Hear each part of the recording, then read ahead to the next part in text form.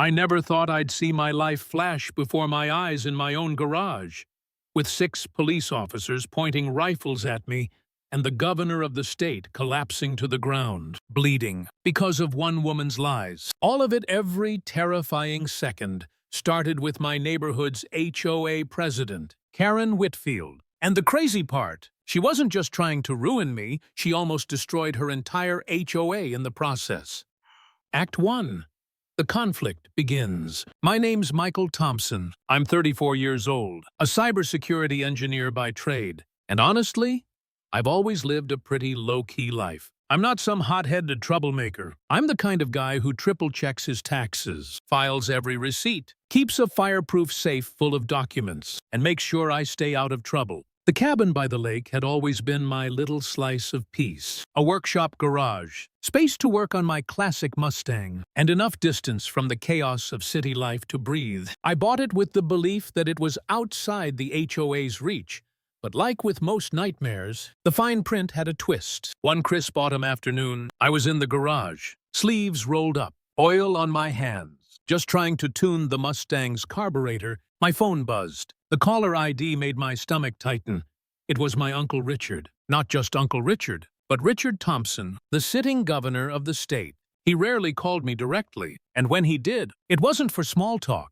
His voice was tense. He said he needed a safe place to lay low for the night. There had been threats, people tracking his movements, and he couldn't risk his usual residence. I didn't hesitate. "Come here," I told him. "You'll be safe." Not an hour later, my so-called peaceful lakefront life got interrupted by the woman who had been making my existence miserable for months.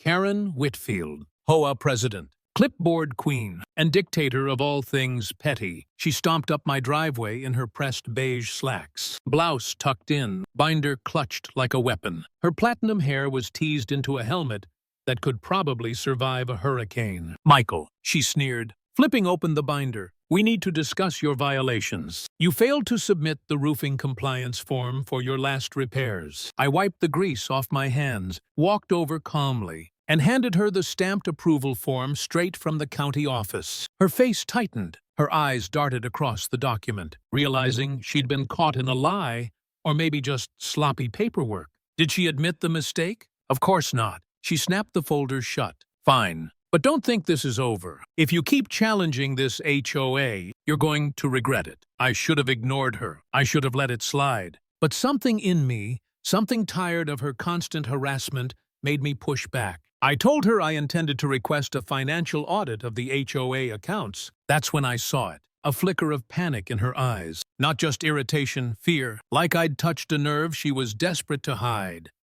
Act 2. Escalation and the turning point. The very next week, Karen showed up with a new piece of evidence. A letter she claimed was from the Department of Homeland Security, suggesting I was under investigation for suspicious activities. Now my job is literally analyzing digital forensics. One look, and I knew it was fake. Wrong formatting, wrong fonts, and the email headers were laughably sloppy. She'd printed this trash off her home computer. I snapped a photo with my phone. That was proof she was fabricating documents. But Karen didn't even flinch. Instead, she doubled down. She pulled out her cell phone, dialed 911 right in front of me, and told the dispatcher that I was stockpiling weapons in my garage, that I was holding someone hostage, that I was planning something dangerous. I couldn't believe my ears. "You're insane," I shouted, reaching for the phone. She yanked it back, smiling, and said, "Let's see what the police believe when they arrive." Minutes later, sirens screamed across the lake road. Red and blue lights bounced against the trees. 4 cruisers slid into my driveway, officers piling out with rifles raised. My stomach dropped.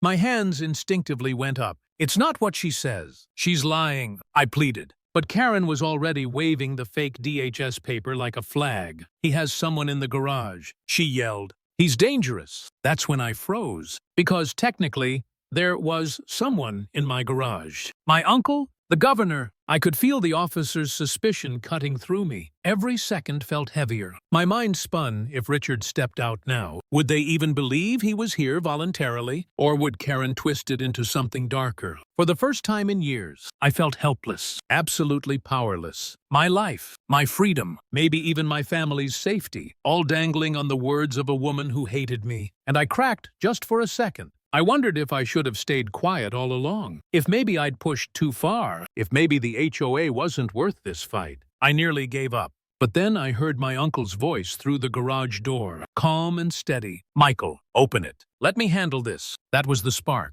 The reminder that truth still mattered, that I wasn't just fighting for myself. Act 3.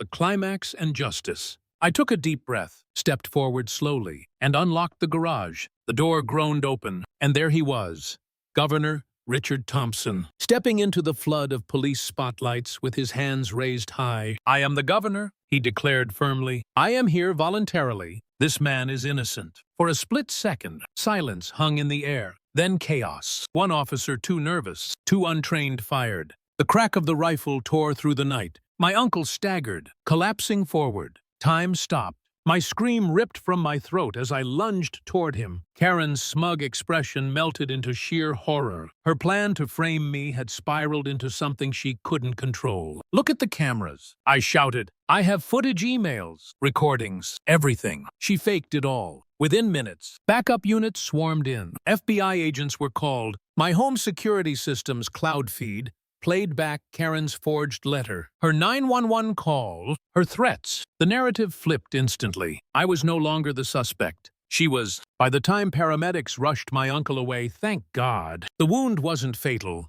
Agents had Karen in cuffs. Her charges: fraud, filing false reports, fabrication of federal documents, reckless endangerment, and obstruction of justice. And once the HOA's books were finally audited, an even uglier truth spilled out.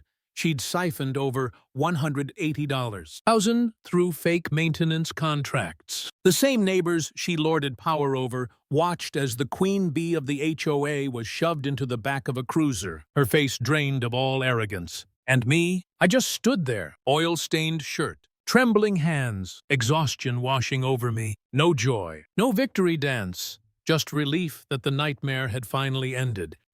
Final lesson: power can corrupt. And sometimes the most dangerous people aren't criminals in the shadows.